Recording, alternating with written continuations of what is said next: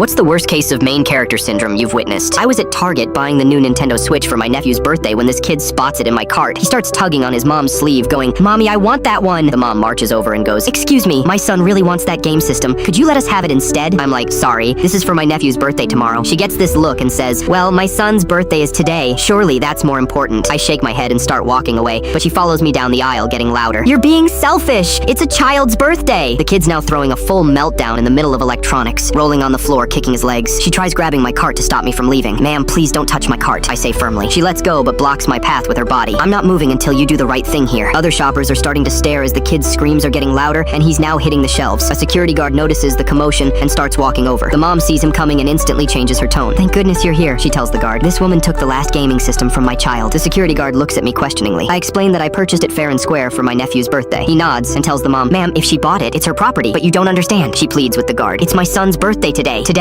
The guard remains firm. "I understand, but that doesn't change the situation." She gets desperate and pulls out her wallet. "I'll give you $50 cash right now for it." "It's not for sale," I tell her, trying to maneuver around her. She ups it to $100, waving the bills in my face. When I refuse again, she completely loses it and starts getting louder again. "This is discrimination. She's targeting my family." More shoppers are gathering now, forming a circle around us. The mom notices them and sees an opportunity. "Everyone, look at this! This woman is being cruel to a child on his birthday!" She grabs her son and holds him up like evidence. "Look how upset she's made him." But I notice something that makes my blood boil. Between his screams, the kid glances at his mom, and I catch him smirk for just a split second before going back to crying. "Your son seems to be quite the performer," I say loudly. The mom's face flushes red. "How dare you suggest my child is faking?" Right on cue. The kid peeks at the crowd through his fingers, clearly checking if people are still watching his performance. The mom realizes some people are catching on and gets even more desperate. She starts approaching other customers directly. "Excuse me," she says to a young couple. "Would you tell this woman to give my son the game system? It's his birthday." The couple exchanges uncomfortable glances and quickly walks away. She comes back to me with renewed aggression. "I'm not leaving without that game system," she hisses quietly so only I can hear. "I will make this as difficult as possible for you." She starts following me as I try to head toward the checkout, narrating loudly to anyone who'll listen. "She's walking away from a crying child on his birthday." But now more people are noticing his performance because he keeps peeking to see reactions. She makes one final desperate play, approaching the security guard again. "Can't you make her sell it to us? There must be some store policy about helping customers." The guard sighs, clearly tired of this situation. "Ma'am, I'm going to have to ask you to either make a purchase or leave the store." "This is outrageous," she shouts. "I'm calling corporate. I'm posting about this online." That's when a teenager working in electronics finally shows up, drawn by all the commotion. The mom immediately pounces on him. "This woman stole the last Nintendo Switch from my son. It's his birthday and she won't give it back." The employee looks confused. "Ma'am, she didn't steal anything. If she purchased it, it's hers." The kid cranks up his crying again. The teenage employee watches this performance for a moment, then looks at the mom with the most deadpan expression I've ever seen. "Ma'am, the children's section is in aisle C12. Sounds like you need to visit it." She grabs her screaming kid and starts storming toward the exit, shouting over her shoulder, "This store has terrible customer service. I'm never shopping here again."